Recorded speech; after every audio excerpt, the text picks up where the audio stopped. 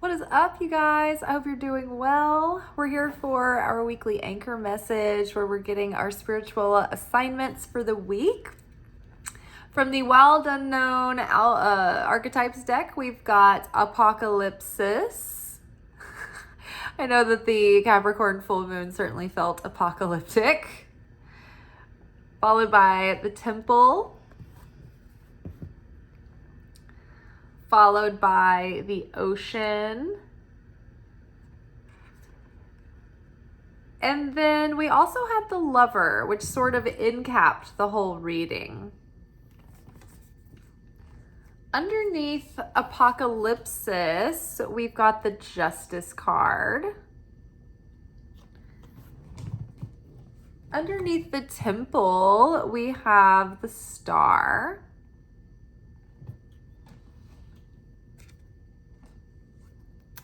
Underneath the Ocean, we have 8 of Pentacles.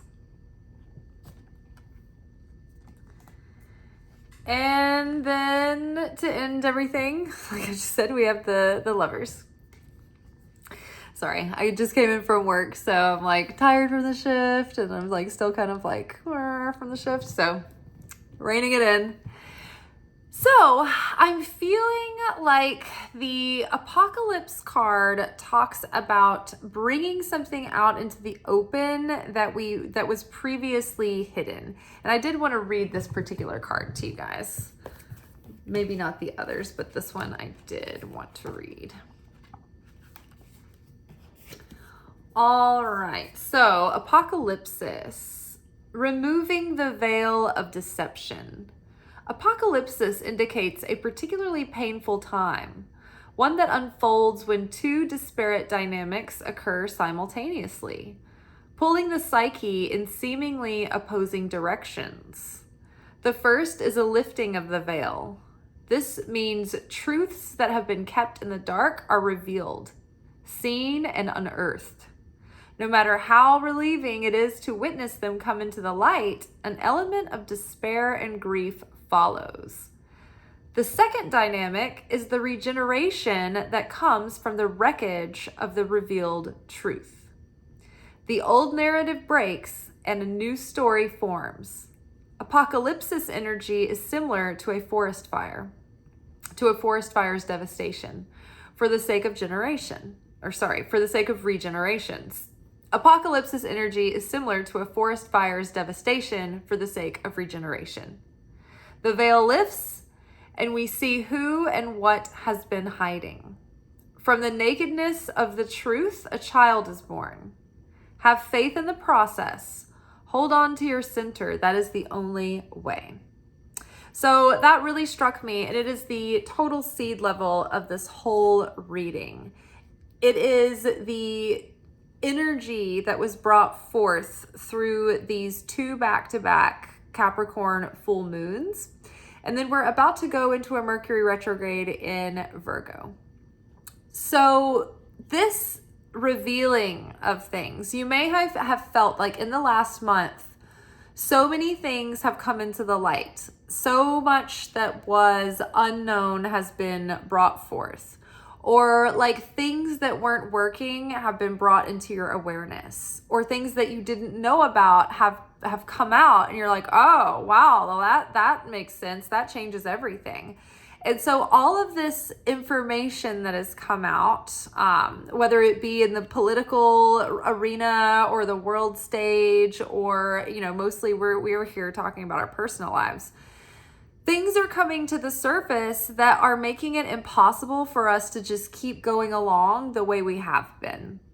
And we're not in, the universe is like, we're not staying in the old timeline anymore. And there are things that have to be seen and known in order to really shake you from the roots, right? We have to rip out the weeds from the root, or in order to transplant, like think of bulb flowers, right? If you were going to move some irises, you'd have to like get down to the root and get the whole bulb so you could move the plant somewhere else and replant it, right? So this is like an uprooting so that first we can get rid of the things that are not not working. And then we're going to be reborn and regenerated. Forest fires happen naturally. I don't know if you are aware of this. They happen through nature. Sometimes they're obviously human influenced, but in nature, forest fires happen so that it can burn off all of the dead foliage that is choking the new life from the forest, and it's preventing all of the new life and the new flora and fauna and trees from growing.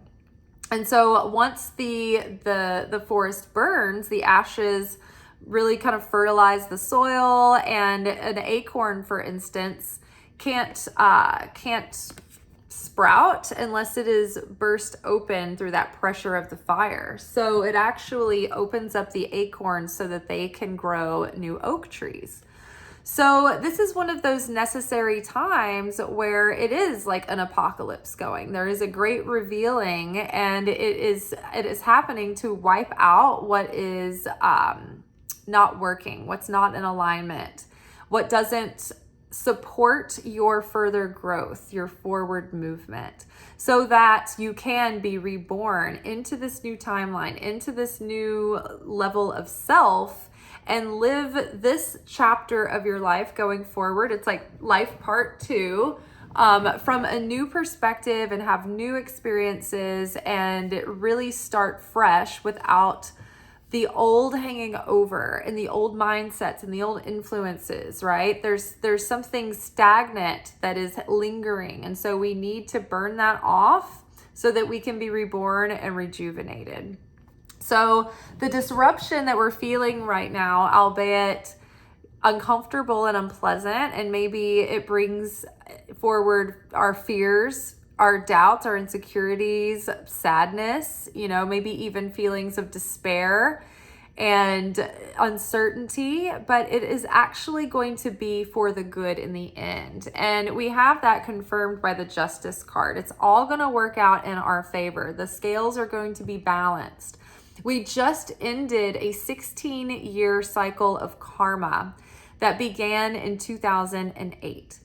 So think back around 2008, what was your life like before that? And then what was your life like that after that? What was your life like after that? And think about maybe the more difficult lessons that you have gone through, and the patterns and the cycles that maybe kept repeating. Those themes kept lingering on and on and on. It's like the universe is trying to like get us out of that karmic cycle so that we don't have to keep repeating those same experiences, so that our life isn't always like this forever and ever and ever. We can finally move forward into change and into positive change, hopefully. But it's going to take us participating in that. And so we've got the sword here, the sword of truth, but we've got to cut through that karma.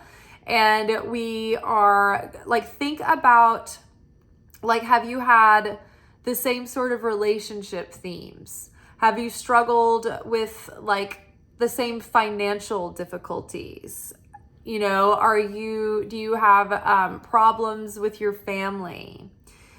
Think about the most poignant and intimate issues in your life that have really flavored your experience for the last 16 years.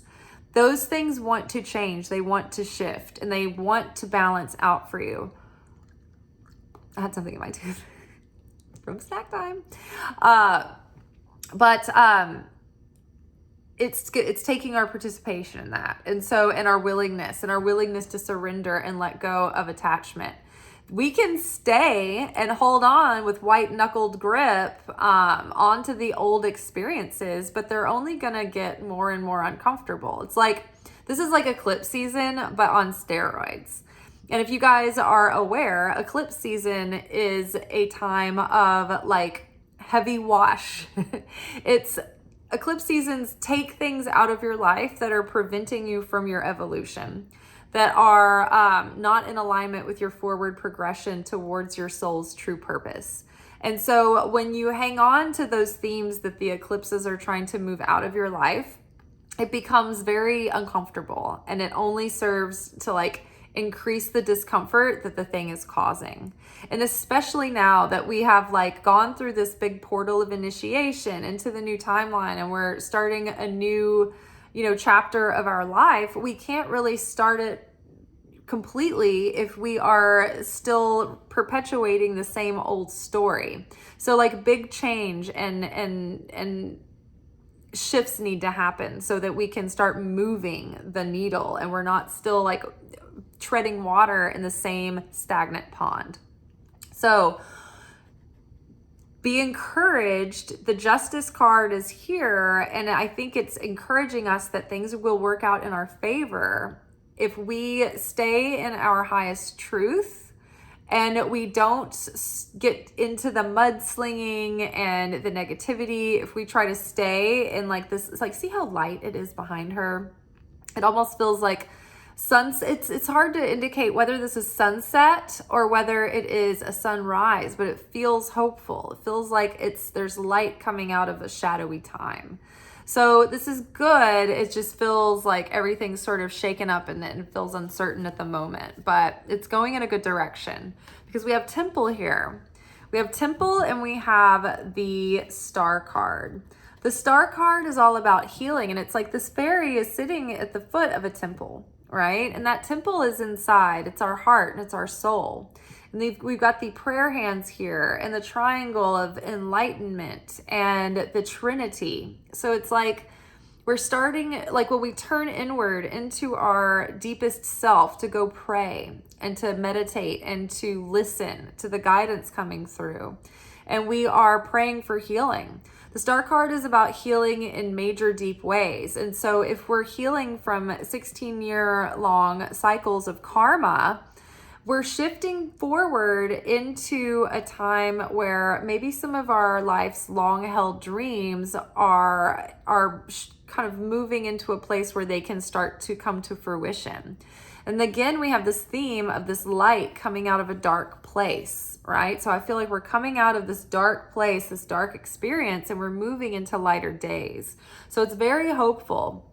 But this does stem from our dedication and devotion to our spiritual practice and our spiritual devotion and our belief and our faith and our continued faith and our practice of prayer and meditation and listening for that guidance.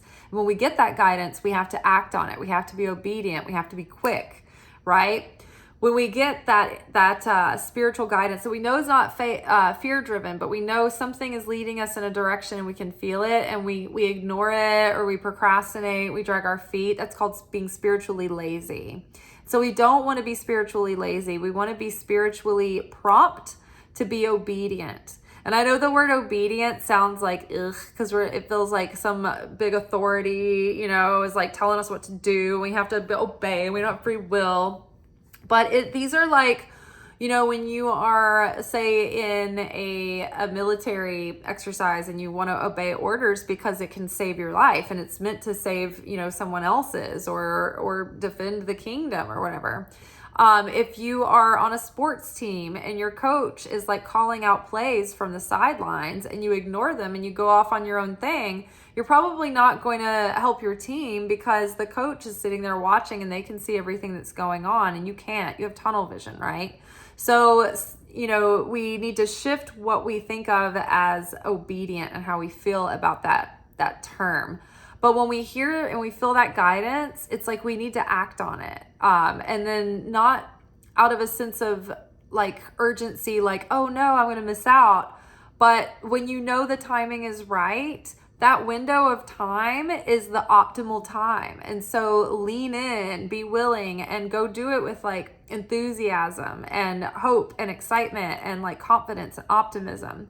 So whatever is coming up right now, if you feel guided in a certain direction, follow that lead. I just saw like in my mind, like in the movies when they're trailing behind someone and they're like, they jump in a cab and they're like, follow that car. And so we've got the Ocean here with the Eight of Pentacles. The ocean, it's changing all the time. It's like the ocean is the same body of water. That doesn't change. But the conditions and the expression of the ocean changes all the time, right? All throughout the day, it has different expressions of itself. When the weather changes, the ocean can present in very different ways. And so we're learning how to navigate life's sudden changes, and we're learning to roll with the punches and start to anticipate, you know, when you are a person who lives on the ocean or by the ocean, I imagine that you start to really get to know the subtleties and the shifts to be able to expect, okay, the ocean is going to be, I can feel a storm coming today, or it's like the ocean is very flat, it's very glassy, it feels really good today. You might feel an eeriness, like, ooh, I don't know, something could be coming, like we could be in hurricane season. And so we're learning from this. We're also learning from our own subconscious and our own unconscious and things that we have previously not seen about ourselves. Those things have been coming out too in the full moon. So, and it could be drawing upon your depths and emotions, and your emotions could have been kind of like going all over the place. And so we've been seeing a lot more about ourselves and learning more about ourselves, but I feel that there is a new experience with a lot more depth coming that we can learn from. And I think that we're shifting in a new direction that's going to be something where we're learning something new, or we're trying something new. This is the Apprentice card. So it can often point to a long-term project that you do, like you're writing a book, or you're a student, you're starting a course of study. You might be like training for a new skill or a new trade, or you might be starting a new job, right? Or you might be kind of in the arena of that, something like that. There's something that you're starting that's new. It's going to be a learning experience. And it's not only just going to be a learning experience in a mundane sense, but it's going to be, it's going to give you a lot of life lessons. It's going to teach you a lot about yourself. It's going to be very transformative. And then the thing that kind of ties this all together in the end is the Lover. And so even whether or not there's a specific lover coming in, this change, while at the beginning of the reading, we've got the shock of the apocalypse happening, it ends really well with the Lover here, with this time of sweetness and appreciation and happiness and joy, right? Imagine, so it's like first you've got the apocalypse that like shakes you to your core, shakes everything up, and it changes everything. But by the end of it, you're like, oh, you find yourself in a new situation. And when you lend yourself to change, and it takes courage, and it takes bravery, and it takes energy, right? Because I know for myself as a Cancer moon, I don't necessarily love change. I get attached.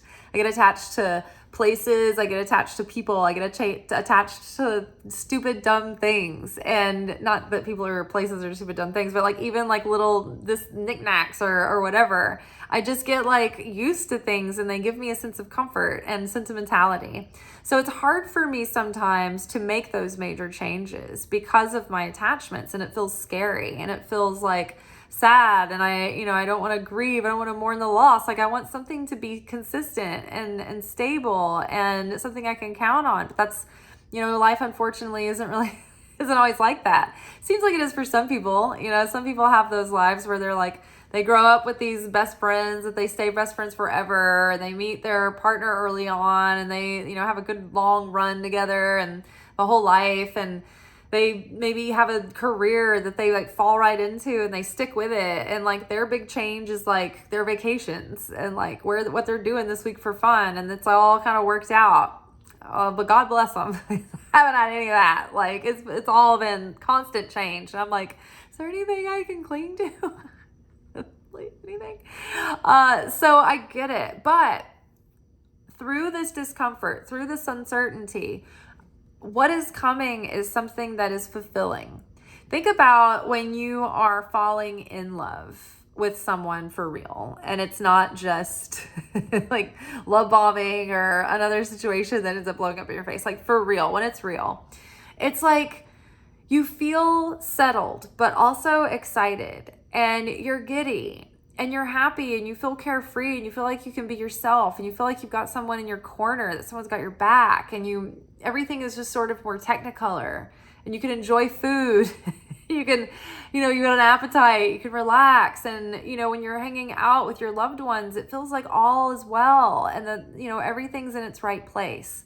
That is the best feeling in the world, when it feels like everything is in its right place and there's nowhere else you have to be, and you're not struggling to make something happen, because it just feels like sometimes, especially if if you're out in the world on your own and you maybe haven't found your calling or something. And then especially if you're also single, it's like you're always hunting and surviving and like feeling the pressure of like making it happen and like looking for this. And it's like all your energy, and you're even like the back of your mind is just like always unsettled, right? But like when you at least have when you're in love, it's such an overpowering feeling that even if you still need to find a career and all of that stuff, it just feels like you can relax a little bit, because at least that one major pillar of your life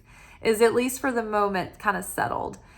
And you're like, you can take a deep breath and relax and exhale. And then you don't feel like you're in such a sense of urgency to get all the ducks in a row and to put all the pieces in the right place. And the pressure isn't so intense. And so it's like that feeling that's coming, right? On the other side of these changes, we're going to be able to feel a little bit more relaxed and just exhale and feel a little bit more settled and fulfilled, and like everything's in its right place, and that it's not all, the rug's not going to be ripped out. I mean, this has all been like major change for all of humankind that has been living on planet Earth over the past few years. There's been so much change trying to lead us in a new direction that's going to be more in alignment with our soul's path and our soul's journey.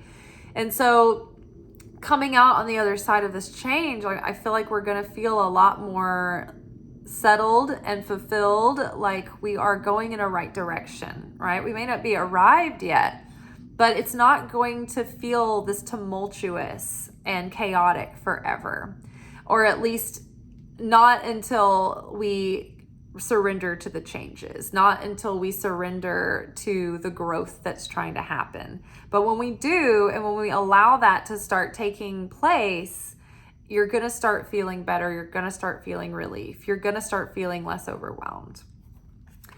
All right, you guys, I think that is all for tonight. We got in under a cool 25 minutes here, so that's good.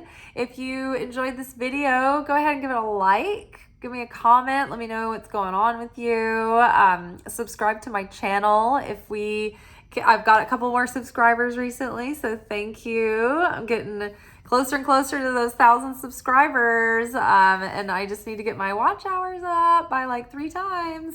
I just need like 3,000 more hours of watch hours. So yeah, thank you for everybody that does comment. It just like always gives me such gratitude and appreciation, and I appreciate your time and your energy and your attention, and I hope this serves you well. I'll see y'all tomorrow for our weekly manifestation oracle reading. Ciao.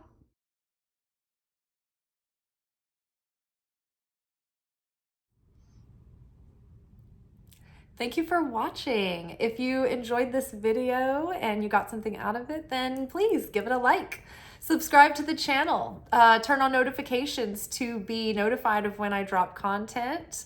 Like the videos, comment, share them. Anything that you do helps these messages get out to other people who need them. So you watching a video and taking an action on it actually makes a positive difference in someone else's life.